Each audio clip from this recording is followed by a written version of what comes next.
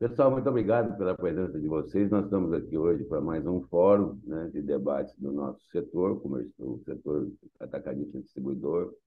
Estamos terminando o ano aí com muitas novidades. O Damasceno está trazendo as atualizações que já estão descritas aí no convite. Então, são coisas importantes. As quatro coisas são importantes que deve lidar hoje, são muito importantes para o nosso setor.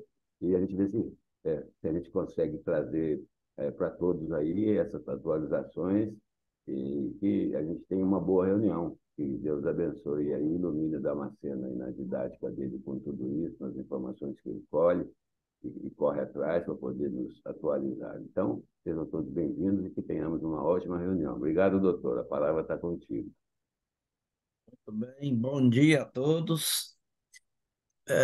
Sandoval, inclusive, quando nós soltamos o convite para o nosso encontro de hoje, nós colocamos três temas, mas quando foi no dia 31, um tema de muita importância, que é o crédito do ICMS nas transferências, foi aprovado no Confaz, e nós acrescentamos também, vamos comentar um pouco, porque em relação ao que nós já vimos comentado, a diferença não é tão grande.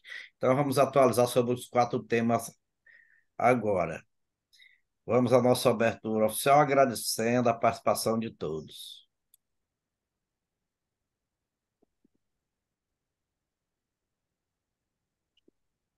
Bom, nós colocamos algo sanciona a lei que facilita a regularização junto à Receita Federal do Brasil. O DIFAL, o STF estabelece o marco no dia 5 de abril de 2022. A tributação das subvenções, que a MPV 1185 recebe, não é nem que recebe novo texto, mas recebeu algumas alterações nas negociações e avançou um pouquinho, nós vamos ver. E o quarto é a questão do ICMS nas transferências, que a gente já vinha debatendo, e houve a aprovação pelo CONFAS de um convênio, o convênio 174, que foi denunciado pelo Estado do Rio de Janeiro, por conseguir não vigorou, é, e agora um novo convênio, 178, ele já está em vigor, mas passa a ser exigido a partir do dia 1º de janeiro de 2024, e nós vamos comentar os seus detalhes. Então vamos em frente.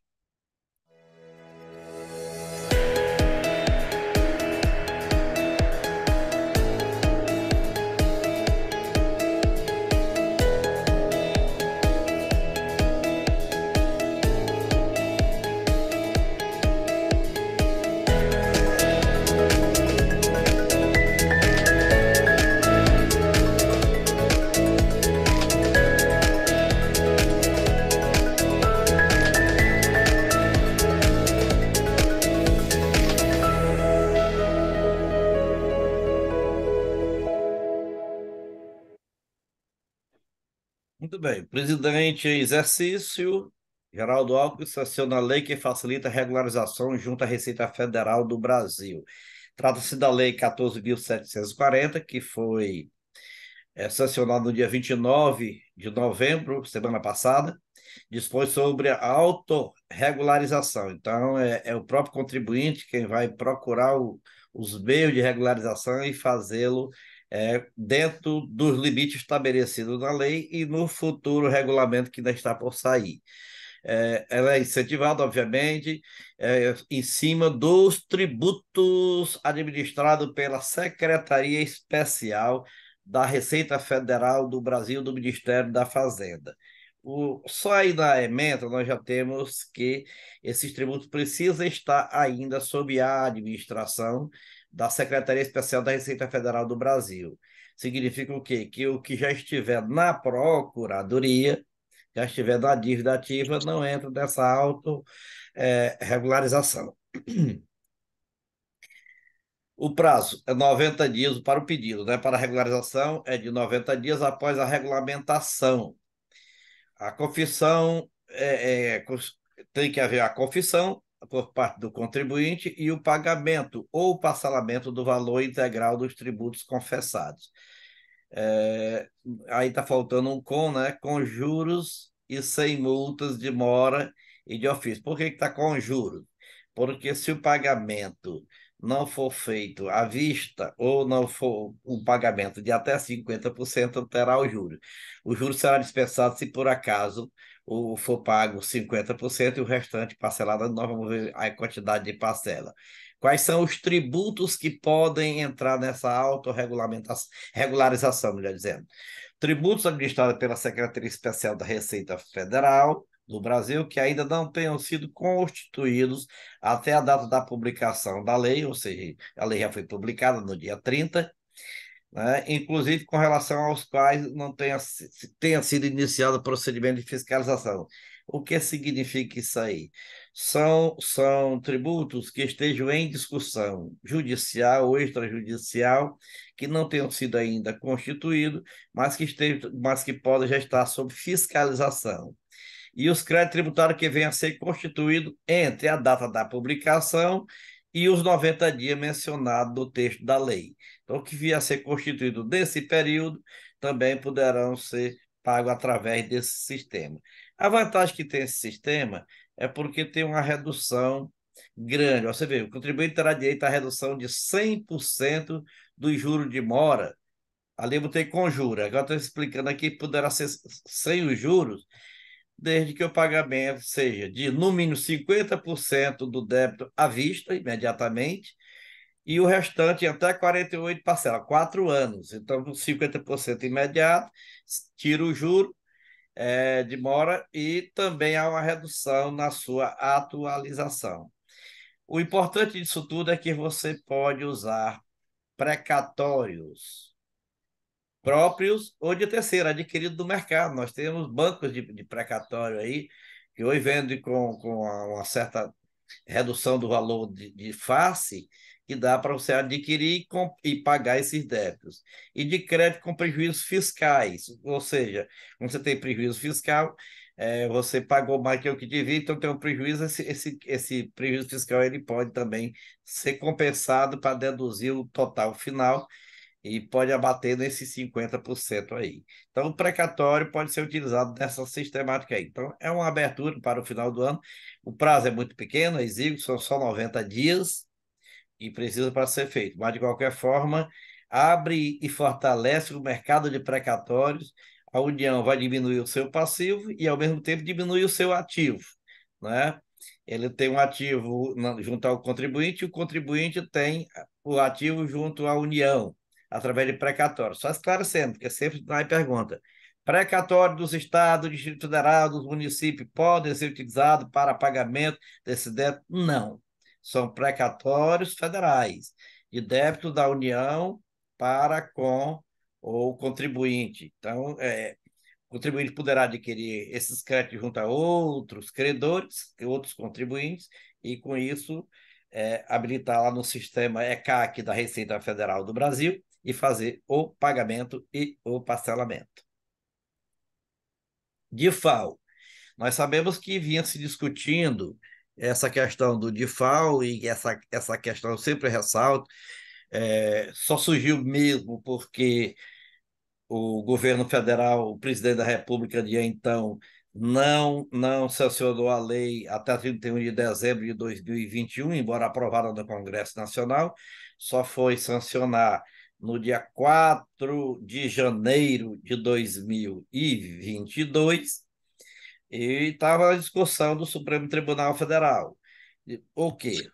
Entraria em vigor no dia 1º de janeiro de 2022, já que não criava nenhum tributo, simplesmente se regulamentava uma norma decidida pelo Supremo Tribunal Federal, ou entrava em vigor no dia 1º de abril, que era que nós chamamos de anterioridade nonagesimal, ou entraria em vigor no dia 1º de janeiro de 2023. Esses foram os três questionamentos.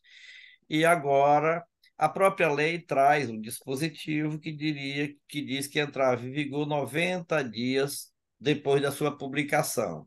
Se entra 90 dias depois da sua publicação, e a publicação se deu no dia 4 de janeiro de 2022, 90 dias é o dia 5 de abril de 2022. E o Supremo decidiu por maioria desta forma.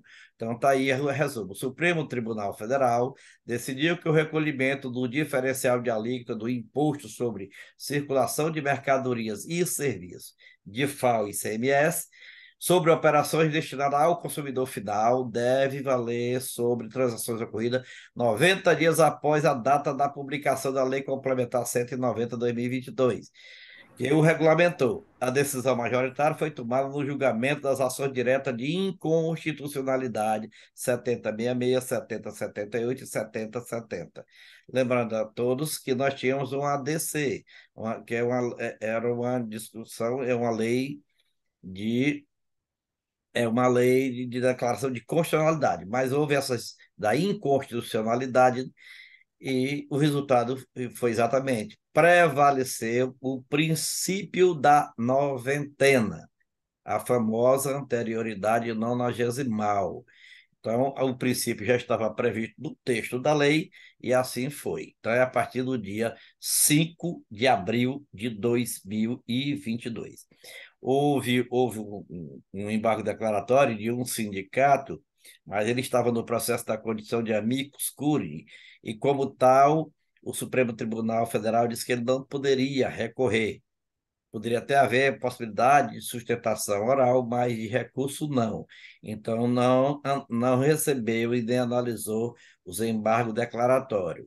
E, em virtude dessa decisão, o próprio sindicato entrou com outros embargos declaratórios. Então, essa decisão não transita em julgado, mas não há possibilidade de qualquer alteração. Então, aqueles que não pagaram o ano de 2022, que procurem pagar, porque não terá solução. Inclusive volta daquela autorregulamentação que nós citamos no primeiro item, aquele do primeiro item ali, essa daqui, esses valores aí podem entrar nessa sistemática aí de autorregularização, com essas vantagens que estão estabelecidas nessa lei 14.740.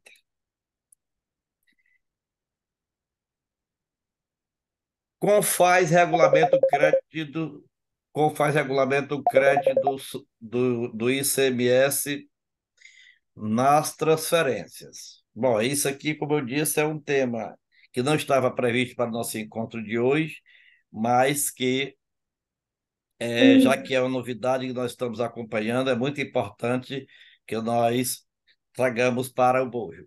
E eu que aproveitei para colocar aí, que eu achei bonita a junção dessas bandeiras, todas as bandeiras dos estados do Brasil, né, reunidos no Confaz, para mostrar a amplitude do que é o Confaz. Mas, ao mesmo tempo, eu achei interessante essa decisão do Confaz, porque ela sempre sempre revigora aquela crítica que eu sempre faço. Vocês lembram que a gente sempre comentou que o Confaz, embora esteja sob a vigência da Constituição de 1988, ele surgiu ainda sob a regência da Constituição anterior e baseado numa lei complementar de 1975, que é a Lei Complementar número 70. Só que lá diz o seguinte, que para os incentivos fiscais, redução de base de cálculo, etc., etc., o CONFAS tem que se decidir de forma unânime. E essa unanimidade foi que fez com que o convênio 174 fosse denunciado, ou seja, não aceito posteriormente pelo Estado do Rio de Janeiro, e assim o convênio 174 perdeu a validade. Então, o que foi feito agora? O convênio 178, Confaz 178, do dia 1º de dezembro, sexta-feira passada, ele foi aprovado e o texto é muito semelhante ao convênio 174, com duas pequenas divergências. Quais são as divergências? É que lá no convênio 174, a partir da publicação do recebimento pelos estados, vamos chamar assim, da validação pelos estados. Eles tiraram essa validação e botaram. Conforme aprovou o texto semelhante ao do convênio. Vigência a partir da publicação do convênio Confaz 174. A publicação se deu no dia 1º de dezembro e a exigência dele a partir do 1º de janeiro de 2024. Por conseguinte, ele está em pleno vigor. isso baseado num parecer das procuradorias de todos os estados do Brasil. É, a maioria, obviamente, esse parecer foi favorável, dizendo o seguinte: não se trata de incentivo fiscal. Por conseguinte, a unanimidade exigida pela Lei Complementar número 70 de 1975 não se aplica ao caso vertente. E, por conseguinte, eles colocaram de lado a unanimidade e fizeram a aprovação por maioria. Aí nós temos agora o seguinte, tramitando, isso foi baseado naquela decisão da ADC do Supremo Tribunal Federal, em cima da ação direta de constitucionalidade número 49 do governo do Estado do Rio Grande do Norte. O Supremo decidiu que era preciso, na verdade, que houvesse uma lei complementar, né? Houvesse uma lei regulamentando isso aí, porque não haveria a incidência do ICMS nas transferências, então, e deu um prazo para que os estados regulamentassem essa matéria até o dia 31 de dezembro deste ano, para que entrasse em vigor no dia 1º de janeiro de 2024. E a regulamentação é essa. Só que nós temos o PLP 116/2023, que semana passada também teve aprovada a urgência na tramitação. Esse PLP 116/2023, ele não converge em todos os pontos com esse convênio com FAS 178. Por quê? Porque o 116 dá ao contribuinte a opção de tributar na origem ou a opção de não transferir o crédito fiscal. E o Estado do Rio de Janeiro queria exatamente nesse texto. Porém, a maioria dos estados querem a obrigatoriedade na transferência. Razão porque há um conflito já previsto aí, se esse projeto de lei for, digamos, ele for aprovado do jeito que veio do Senado Federal, e passar da Câmara como está, ele vai conflitar com esse convênio com FAS 178. E os governadores já estão prometendo judicializar se por acaso esse PLP for aprovado com a redação atual, determinando a opção para o contribuinte de pagar na origem ou de transferir o crédito. Então, vamos aguardar os próximos passos. No momento, eu oriento para que os contribuintes se organizem para a entrada em vigor da obrigatoriedade da transferência a partir do dia 1º de janeiro de 2024. Por que eu digo isso? Porque isso é interesse do contribuinte do Estado. E os estados, através, digamos, se a Câmara modificar, volta para o Senado, e o Senado representa exatamente os estados. E ao representar o estado, vai prevalecer essa é a posição dos estados nesse sentido. E o que os estados querem é que seja obrigatória a transferência, tanto que só não foi unânime, porque só o estado do Rio de Janeiro está com essa divergência. Incentivos fiscais. Vamos voltar à questão dos incentivos fiscais, e esse é o problema que nós precisamos trabalhar bastante, porque a coisa avançou e avançou não muito favorável aos contribuintes. Não está muito bem, é preciso correr. Então vamos lá como está hoje. Nós temos 3 situações. Na transição da reforma, não altera nada. Então, o texto da reforma tributária, na PEC 45, aprovada na Câmara Federal, está no Senado Federal, e nas propostas que estão em discussão, não altera a questão dos créditos fiscais, dos incentivos fiscais na transição, inclusive prevendo que eles são mantidos até o ano de 2031, 2031 para entrar em vigor no dia 1º de janeiro de 2032. Em relação à MPV 1185 de 2023 e ao projeto de lei 5129 de 2023, que tratam da mesma matéria. Aí o crédito fiscal somente nas subvenções para investimento, para o custeio, elas serão tributadas. E eles estão propondo, através de emendas à redação, que seja uma tributação direta em cima do benefício, num percentual de 34%. E o governo federal diz que pode abrir mão de reduzir esses 34% para até 25%. Mas você imagine, todo incentivo fiscal que o setor comércio tem hoje, ele de imediato perderia 34% a partir do dia 1º de janeiro de 2024. Então, isso nós precisamos discutir bastante, ter muito cuidado. Vejamos o que dizem os membros da comissão, que foi a comissão especial que foi O senador Rogério reforçada. Carvalho foi eleito presidente da comissão mista do Congresso que vai analisar a medida provisória que autoriza a cobrança do imposto de renda de pessoa jurídica e da contribuição social sobre o lucro líquido nos incentivos fiscais concedidos por estados e municípios. A medida provisória, editada em 31 de agosto, regulamenta uma decisão do Superior Tribunal de Justiça. Depois de passar pela comissão mista, precisa ser aprovada nos plenários da Câmara e do Senado, para ser convertida em lei antes de perder a validade, em 7 de fevereiro. Essa comissão ela deve apreciar essa medida provisória. Espero que na semana que vem a gente possa ter a primeira versão do relatório, dar conhecimento a todos os membros da comissão mista que faz a análise da medida provisória e que, na sequência, a gente já aprove o texto final para ser encaminhado para a Câmara, ter a votação na Câmara, no Senado e, se não tiver mudança, para sanção. Se tiver mudança, voltar para a Câmara para finalizar o texto. O deputado Mauro Benevides Filho foi eleito vice-presidente e o deputado Luiz Fernando Faria foi designado relator. A reunião foi rápida, apesar da discussão iniciada pelo deputado Mendonça Filho, quando o acordo de líderes para os cargos de presidente e vice-presidente foi anunciado pelo presidente eventual do colegiado.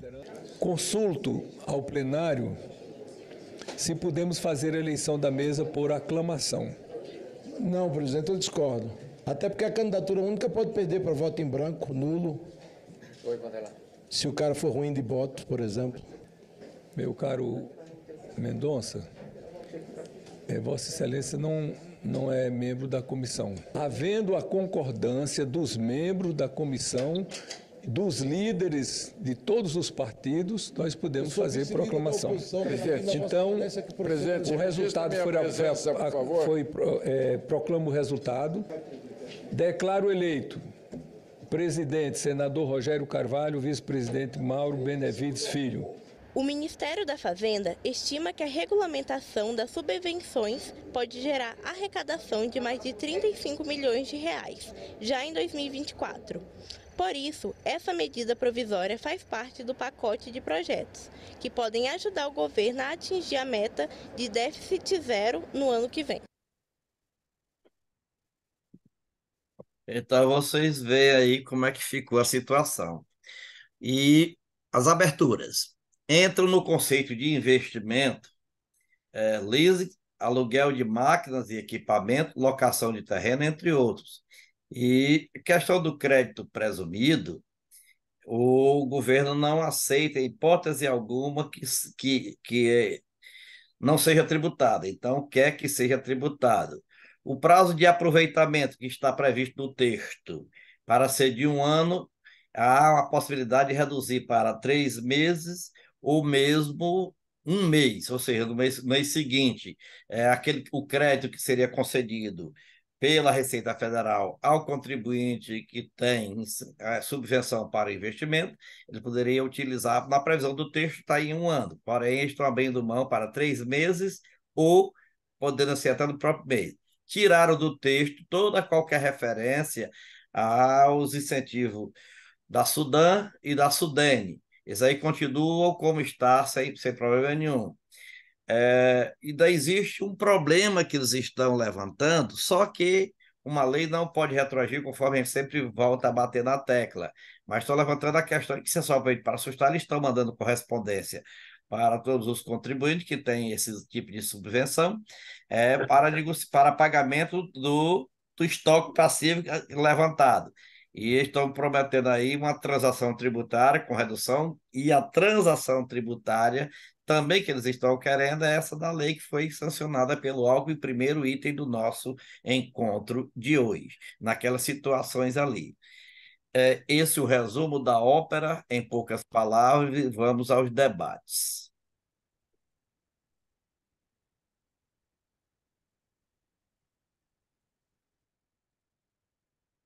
Presidente, começando por Vossa Excelência. Eu anotei aqui, mestre Damasceno, é, alguns itens. Eu estou bastante confuso hoje com todas as informações que você está trazendo, as atualizações, né? Mas deixa eu pegar meu óculos aqui, senão eu não enxergo nem o que eu escrevi. Oi, José, Ô, Sandoval, tudo bem? Satisfação. tá bom, cara? Ah, que maravilha. Você quer falar? Você quer falar? Eu espero aqui. Vai falando aí. Fique à vontade. Por Eu por favor. compartilho contigo. Você já está aí, mais Mas deixa, bonito viu, do que eu, todo Sandoval? mundo vai ficar Deixa mais eu feliz. Por cumprimentar o favor. nosso amigo É. Paulo Hermínio Penac, que está na tela conosco. Há muito tempo que ele não comparece ao nosso fórum. Seja bem-vindo, mestre Paulo. Bom dia, doutor Damasceno, Bom companheiro dia. Sandoval, todo o grupo aí. Como é que estamos? Tudo bem? Bom dia, Paulo. Ah, Tudo bem, aí. graças a Deus. Se os jovens não vão bem, quem é que vão bem, né? Todos os garotos aí, tranquilos? Tudo bem? Tudo bom, Paulo? Graças a Deus, Paulo. Então tá Graças a bom. Deus. Esperamos que você também.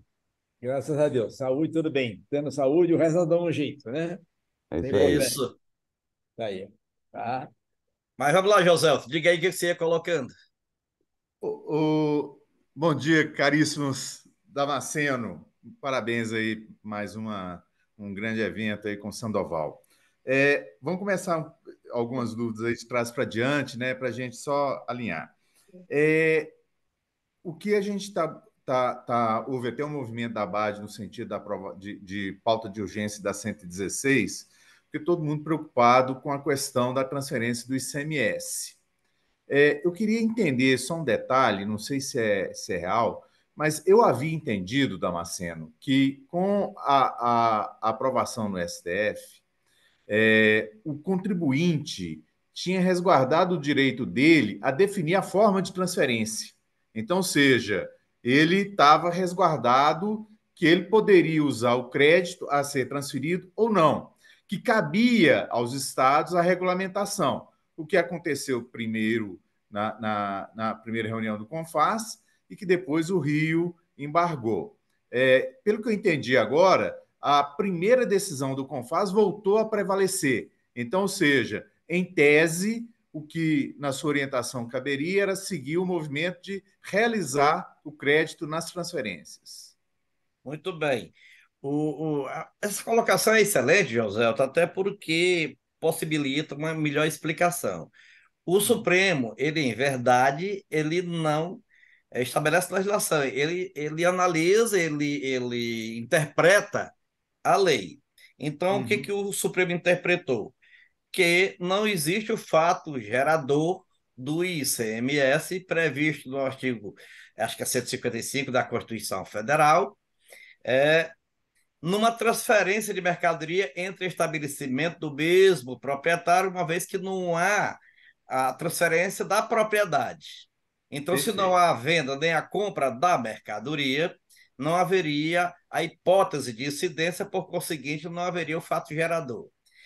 E fez o seguinte: para não prejudicar todo mundo, deixou a lei, mesmo falha, funcionando desde quando? Desde 1987, né? No modus Até operandi. dentro do princípio da segurança jurídica, até o dia 31 de dezembro de 2023.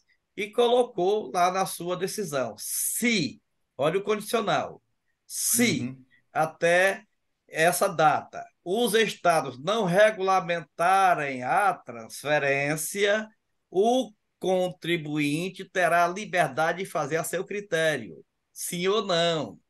Então, os Perfeito. estados estão antecipando, então, seguindo a opção que a decisão do Supremo deu aos estados, de regulamentarem. Então, estão regulamentando pela obrigatoriedade. Até numa previsão que já existia de permanecer forte o sistema confederativo, de Uhum. que o tributo seja ele realmente regulamentado para chegar na ponta para o contribuinte final, naquele valor líquido que é para ser, dentro do princípio da não cumulatividade, e que sendo um tributo recolhido no estado de destino. Então, é mais ou menos nesse sentido, dentro do princípio da não cumulatividade, que estão obrigando a transferência para que não haja. Porque é o seguinte, alguns estabelecimentos não querem transferir porque tem algum incentivo interno que é se beneficiar desse incentivo interno no estado de origem. E o que é que o CONFAS está decidindo? Está decidindo que o sistema confederativo é superior, o interesse da manutenção desse pé de igualdade entre todas as unidades da federação é que tem que prevalecer. Então, não tem que deixar a critério de uma unidade mandar nas demais, nas relações com as demais. É nesse sentido. Bom, aí vem o projeto de lei. O projeto de lei conflita. O projeto de lei estabelece a liberdade. Mas é como eu disse, eu acho muito difícil o projeto de lei agora passar nessa situação, porque os estados, através do CONFAS e do CONCEFAS, vão botar barreira na aprovação do texto da situação em que se encontra. E na sua percepção, a questão da unanimidade, ela não entraria de fato nessa situação? Não, não entra. Vamos entender bem o seguinte: nós temos a Procuradoria dos Estados, pessoas que vivem, como o Sandoval aqui, vive do ramo, né? Entende do ramo, né? Então eles vivem nesse dia a dia. E a previsão para a unanimidade é questão de incentivo, redução de recolhimento, não é o caso. Vamos ver o seguinte: se você vai dar um parcelamento, um refis, que reduz digamos, os juros, reduz a multa. Mesmo logo em seguida ao 178, parece que é o 179, autoriza o Estado do Ceará a fazer um refis com redução da carga tributária. Essa redução, ela precisa da unanimidade, porque vai mexer com o tratamento do ICMS dos estados vizinhos, um incentivo interno. Então, precisa da unanimidade.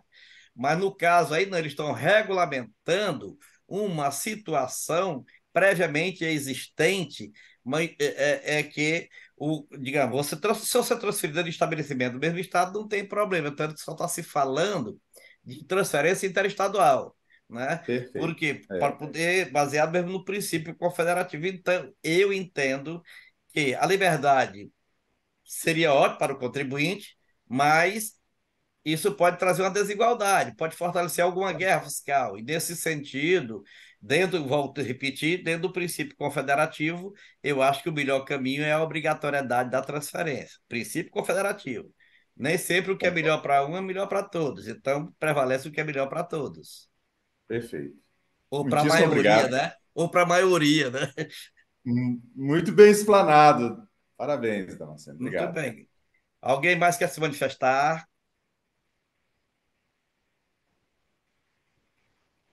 Doutor Lucas, doutor Iago, tem algum comentário a fazer? Fiquem à vontade. Bom dia, pessoal. Parabenizar. Desculpa. Por favor, doutor Lucas, pode ir. Fala o doutor Lucas, depois fala o doutor Iago. Acho que o doutor Damasceno já matou a charada aí, é isso mesmo? Eu vou reservar minha fala para subvenções lá. Tá bom. Então, doutor Iago. Parabenizar pela exposição, doutor Damasceno. E essa questão que o Joselton levantou ainda vai nos atormentar por algum tempo, porque muitos vão entender que é um direito e a lei seria muito bem-vinda nesse caso. É verdade. Mas, por enquanto, quem está discutindo a matéria é só o Estado do Rio. O restante concordou. Então, eu acredito que agora a discussão será bem menor. Se houvesse mais, digamos, estados contrários, talvez nós tivéssemos uma discussão maior. Bem, vamos então. O doutor Lucas está aberto à discussão sobre as subvenções. Na verdade, não é discussão, é só para relatar a dificuldade que a gente enfrentou aqui em Santa Catarina. Nós fizemos um movimento aqui, não só representando o setor atacado, mas os outros setores de comércio, junto com a FEComércio, e tentamos mobilizar, através do deputado federal Darcy de Matos, inclusive que participou uma vez de um evento da reforma tributária, acho que o seu Paulo Penac estava junto lá em Bombinhas, quando a gente fez aqui, para ele tentar pegar a relatoria e propusemos uma alteração para incluir subvenção de custeio nesse projeto. Mas, assim, a dificuldade se mostrou muito grande. Assim, acho que a gente tem a possibilidade de conseguir reverter esse cenário é muito baixa, né? E mesmo assim a gente se mobilizou, nós encaminhamos aí via FEComércio um ofício para toda a base de deputados e senadores que a gente tem, e estamos tentando atuar nesse sentido, viu? Para tentar ver se a gente consegue criar alguma condição diferente. Mas a gente está prevendo, provavelmente a gente vai perder essa. Eu acho que hoje nós temos umas propostas de emenda ao projeto. A principal que eu destaquei é a proposta do deputado federal Ciro Nogueira. O deputado federal Ciro Nogueira ele preserva. Agora, nós temos ainda, Lucas, alguma luz no fim do túnel. Vamos analisar, eu vou citar duas.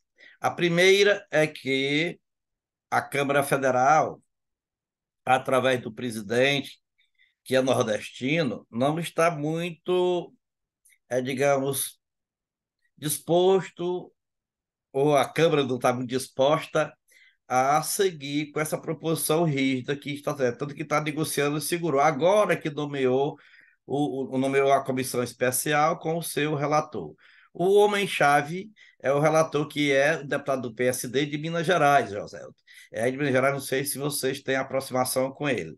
Mas o presidente o presidente e o vice-presidente são do Nordeste. O vice-presidente é aqui do Ceará, que é o deputado foi secretário da Fazenda do Estado do Ceará por 12 anos, e já participou deste fórum conosco sobre a reforma tributária.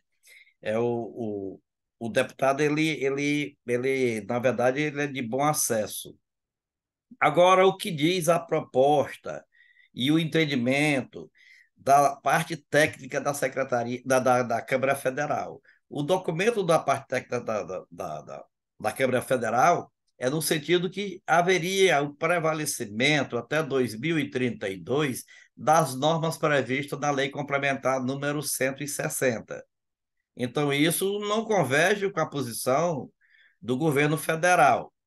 A proposta do deputado Ciro Nogueira é esclarecer que as subvenções, e se enquadram como tais, todos os incentivos a título de redução da carga tributária interna, do ICMS, por redução da base de cálculo, ou por redução de incentivo por crédito presumido, que está previsto na Lei 160, e que são incorporadas aquele artigo 32 que a proposta está revogando. Então, ele esclarece que isso e isso, deixa bem claro o texto da lei, preservando até 2032.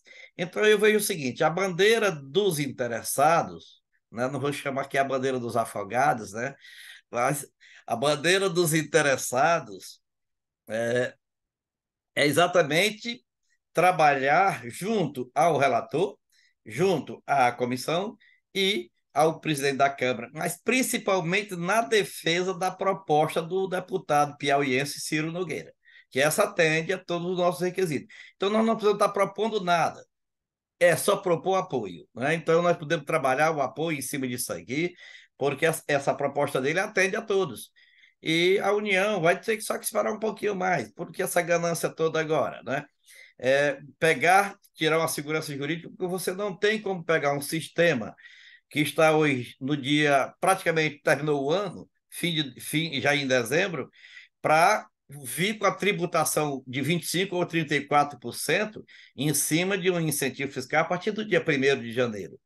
O custo vai lá para cima, o preço final ao consumidor vai lá para cima, de mercadorias essenciais, né? Porque nós ainda estamos com a cesta básica muito reduzida nos estados, não está nem regionalizada, está estadualizada, e o restante do produto de necessidade básica, limpeza, higiene pessoal, limpeza, alimentos, bebida, todos eles seriam atingidos com a tributação, um acréscimo na tributação. Digamos, se você tem hoje um ICMS de 18% que cai em 10%, se vai aumentar a 34%, vai ter um acréscimo logo de 3,4% em cima do custo final da mercadoria. Então, 3,4% em cima do preço final da mercadoria. Então, isso é um aumento muito acentuado para quem trabalha com um índice, né, muito pequeno de variação. Então, é esse o caminho. Continua a discussão. Nessa proposta do Ciro, ele coloca a redução de base como incentivo também, doutor? Como está hoje. Do jeito que está hoje, mantém o status quo até 31 de dezembro de 2032, conforme ficou na Lei 160. Legal, porque aqui em Santa Catarina, eu não sei como é que é nos outros estados, mas a redução de base para nós aqui ela é 90% do incentivo por o atacado do distribuidor. O Brasil todo. E eu explico por quê. Por que que não pode ser redução de alíquota? Porque as alíquotas internas têm que ser superior às alíquotas interestaduais, que a alíquota interna é estabelecida pela Câmara, pela Assembleia Legislativa ou distrital, né, dos estados do Distrito Federal, enquanto a alíquota interestadual é estabelecida pelo Senado Federal. E para manter o ritmo da questão confederativa, né, do Pacto Confederativo, essa alíquota não pode ser inferior. Então, o jeitinho brasileiro foi reduzir a base de cálculo. Então, ele reduz o produto final, reduzindo a base de cálculo, mantendo a alíquota interna intacta. É esse o caminho. Então, o Supremo já decidiu que tanto a redução da alíquota como a redução da base de cálculo, como o lucro presumido, são isenções fiscais, né? Então, equivale à isenção. Então, essas isenções, dessa forma, elas estão estabelecidas numa lei. E é bom que se ressalte que, quando a Lei Complementar número 160 foi aprovada em 2017, o então presidente vetou esse dispositivo. E o Congresso Nacional derrubou o veto para manter a redução de base de cálculos, incentivo, equiparada ao crédito presumido, que já estava preservado. Então, equiparou, remeteu uma nova redação para o artigo 32 de uma lei mais antiga, a lei parece que é de 2011, e mantendo essa situação. Então, três critérios, que eles hoje estão chamando de investimento para custeio. Redução da base de cálculo, redução da alíquota ou o crédito presumido, simplesmente um crédito presumido. Eu, na verdade, acho que a redução da base de cálculo ou a redução da alíquota vai reduzir o faturamento. Em reduzir o faturamento final mesmo, então a base de cálculo do PIS, da COFINS, do imposto de renda e da contribuição social sobre o lucro não existiram da forma que o governo federal está querendo hoje. Agora, em relação ao crédito presumido, sim, o fato existiu. O Estado deu um lucro presumido, que dê só para ele, ok? Né?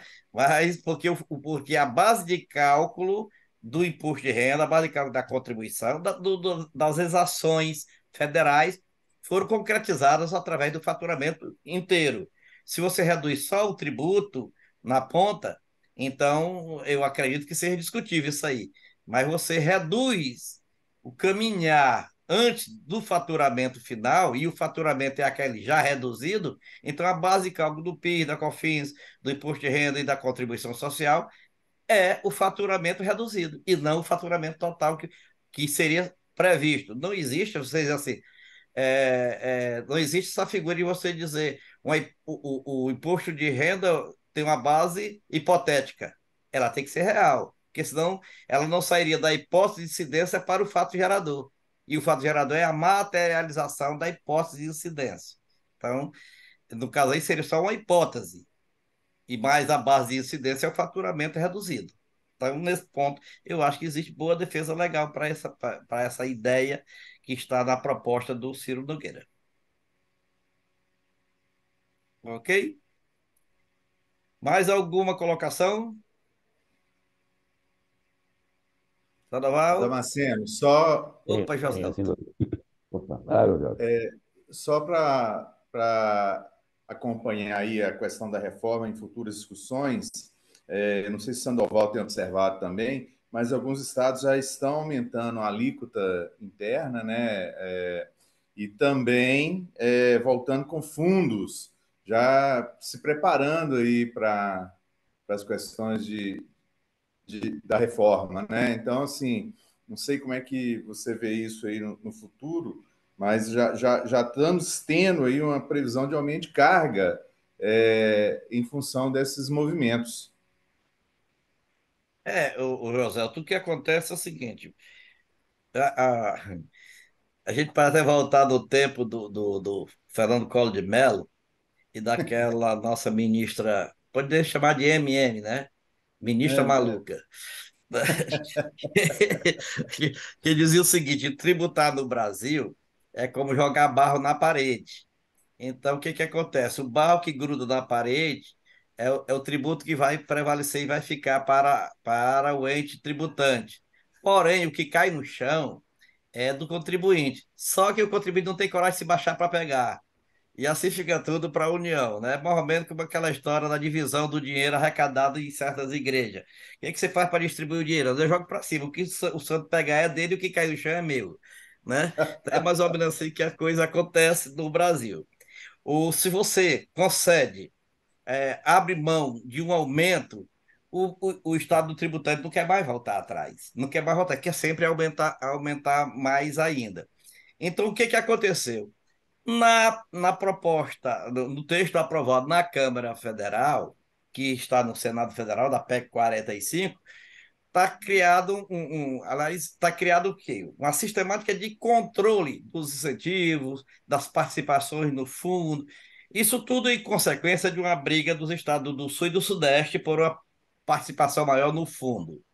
Então, o que que estão fazendo? Quem participar mais no PIB, quem tem maior arrecadação, participar desse, vai ter uma participação maior no bolo. Aí os estados que estão arrecadando menos estão correndo para aumentar a carga tributária para arrecadar mais. Nesse período anterior à transição, que diga bem, Exatamente. período Brasil a transição para poder ele ter um bolo maior lá na frente a partir de 2033. Então, veja bem, eles estão se prevenindo para receber mais em 2033. Se não tivesse esse textozinho na proposta, eles estavam satisfeitos com os 19%, com 20%, mas tem estado com 22,5% na alíquota padrão. É na alíquota padrão isso, né? Para partir. Então, os estados já entrou. Por exemplo, o estado de São Paulo já está com 19%. O estado do Ceará aprovou 20, mas é para entrar em vigor no dia 1º de janeiro. Tem estado correndo para aprovar este ano, porque senão não entra em vigor no dia 1º e já não vai contar.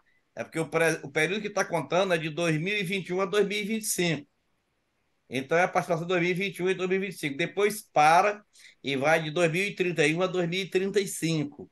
Então, esse é o meio de calcular aquela média ponderada para ver quem participa, quem leva mais, quem leva menos. Então, os estados estão com o olho grande querendo receber mais agora, mas não é nem pensando no agora. É pensando no IBS. Não é nem pensando no Uhum. ICMS, é pensando no IBS lá na frente. Mas é isso, José. Exatamente. Muito bem. Aqui em Santa Catarina, o governador declarou semana passada que não vai aumentar. Foi, né? É. Nós temos muitos estados que são tudo muito católicos, religiosos, né? O Santa Catarina, São Paulo, é, Espírito Santo. Pode ser que esse daí tenha uma visão melhor para o contribuinte, mas que os outros só querem meter a faca, amigo. Bem, alguém mais? Eu tenho uma duvidazinha, doutor. Pois não, ainda bem que é uma duvidazinha. Se fosse grande, tava ruim. Ai, que já está quase no nosso horário aí. É com relação ao DIFAL, que ficou acertado para 4 de. 5 5 de do abril, 4, 5 do 5 do 4. 4. Essa coisa do origem e destino ficou, vamos dizer, classificada, porque as empresas que têm que pagar do 5 do 4 até hoje e continuar, está pacificado o origem e destino? Sim, Sandoval, isso foi pacificado em 2015. Aí foi aprovada uma lei complementar em 2015, que entrou em vigor em 2016, 2017, 2018, 2019, 2020, 2021. 6 anos foi passando, tirando um e botando um para o outro, porque ficava tudo na alíquota interna. Por exemplo, São Paulo vendia para o estado de Pernambuco. Que operação é essa, pessoal? É uma operação de pessoa jurídica para pessoa consumidora, que pode ser pessoa, jurídica não contribuinte do ICMS, é para consumidor. Isso veio se fortalecer com o e-commerce, principalmente agora na pandemia, né? E o que aconteceu? Quando chegou isso ao Supremo, foi dito que essa diferença de alíquota não podia ser regulamentada é, por decisão do Poder Executivo. Faltava um esclarecimento. Mas quanto a destino e origem, já estava estabelecido desde 2015.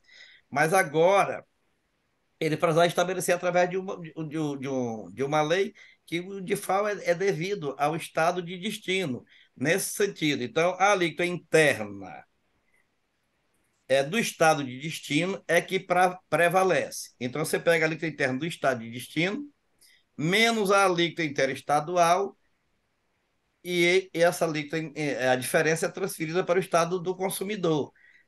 A alíquota interestadual fica no estado de origem. Então vamos pensar aqui, o estado de São Paulo vende hoje com 19% dentro do estado de São Paulo. O que isso tem a ver? Nada. Mas vendeu a mercadoria para o estado do Ceará, que hoje é 18%. Que hoje é 18%. Então, se de São Paulo para o estado do Ceará a alíquota interestadual é 7%, a alíquota do Ceará é 18%, 18 menos 7, 11%. Então, a empresa que vendeu para o consumidor do estado do Ceará tem que remeter 11% numa guia especial, pagar para o estado do Ceará, para o fisco cearense. É isso, é isso que está em vigor desde o dia 5 de abril de 2022. Então ficou só. As ainda mais é 5 de abril de 2022 e antes. Então, eles estavam estabelecendo essa regra, ficou pouco tempo sem valer. Então tem muito estado, tem muito contribuinte que ficou sem guardar esse dinheiro. Às vezes reduzindo até o preço final, não fez reserva. E achou que a briga ia levar para 2023, para 1º de janeiro de 2023, que já deveria estar pagando, não está nem pagando agora ainda. Mas já devia estar pagando pelo menos desde janeiro de 2023. Mas tem que estar pagando de jeito nenhum. Mas o que o Supremo decidiu é o seguinte: prevalece a noventena prevista no texto legal. A lei foi publicada no dia 4 de janeiro de 2022, 90 dias, dia 5 de abril de 2022. Então, é isso aí. Bom, É só ok. correr agora para a lei do Geraldo Alckmin. Tá certo, doutor. Obrigado. Vale para pessoa física também, Damascena, do Geraldo? Cê... Rapaz, não tem previsão para pessoa física, não. Lá só está dizendo pessoa jurídica. Viu? Não tá. Quem sabe se eles não botam e nem para o Simples Nacional também, viu? E nem empresa do Nem por Simples simples? Nacional. É só empresas pelo lucro real e lucro presumido. É. Mais algum questionamento? Bem, em assim sendo, Sodoró, acho que. Ô, Paulo, você quer fazer alguma colocação, amigo?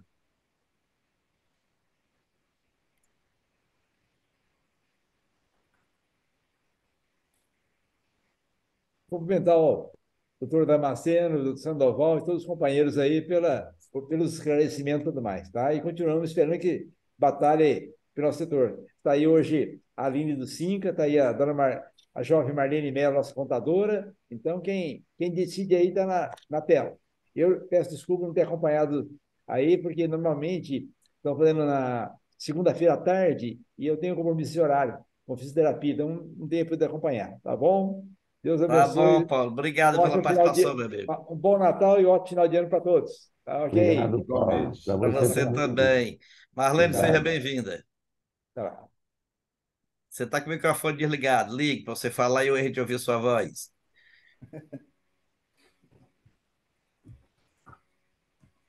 A Marlene foi apertar o botão do microfone, apertou o botão errado, saiu foi da tela. Mas Voltou. Olá, tudo bem? Tudo bem, Olá. Marlene. Seja Marlene. bem-vinda. Muito obrigada. Muito bem.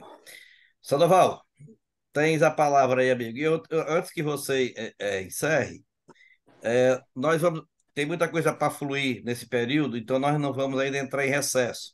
Nós devemos ainda nos encontrar no dia 18 ou antes, se por acaso a coisa fluir mais rapidamente. Mas nós vamos deixar em aberto ainda a discussão dessas matérias e ver o que nós podemos fazer para avançar nesse sentido. Só quero dizer para vocês que tem um grupo também do Nordeste que está trabalhando muito fortemente nessa questão nessa questão da MPV 1185, tendo em vista a proximidade com a comissão e a proximidade com a presidência da Câmara, que também é do Nordeste. Então está havendo um trabalho de bastidores aí, ver se a gente consegue, se não reverter tudo, pelo menos amenizar. Mas o trabalho está sendo desenvolvido. Muito bem, doutor. Muito obrigado. Obrigado a todos os presentes, né? Eu vou estender, então, as felicitações do Paulo Penato para todos vocês, que a gente tenha um ótimo Natal e terminemos este ano de uma forma boa, saudável, ainda com essa Amém. expectativa do dia 18, a gente ter mais uma reunião para poder atualizar as coisas que estão acontecendo, porque estão acontecendo ainda na área política, né, e tributária. Então, agradecer mais esse esforço aí do Damasceno e agradecer a vocês todos por estarem conosco aqui. Que Deus abençoe a todos, que a gente tenha uma ótima semana, bons negócios Amém. e fiquem todos com Deus. Tá bem. Vamos avante. Aliás, Vamos avante, adiante. não, adiante, Até né? mais. Adiante. Adiante. Vamos adiante. Abraço a todos. Abraço. Um Abraço. abraço. Abraço. Excelente final de ano para todos. Muita Amém. saúde, muita Obrigado. paz. Eu ainda conto com a Amém. sua presença antes, Lucas. Não, vamos aí. Pois tá bom, um abraço. Um abraço. Não Abraço, fiquem obrigada. tristes, não fiquem tristes com esse negócio de Periquito Verde ganhando aí campeonato. É porco, né? Ganhando campeonato. Não tem mais jeito, não. Não tem mais jeito, não. Então agora A é gente rapidão. tentou, mas não deu certo, né, Damasceno? Então, Tentou. Primeiro tentamos, né? É isso aí. Vamos em frente.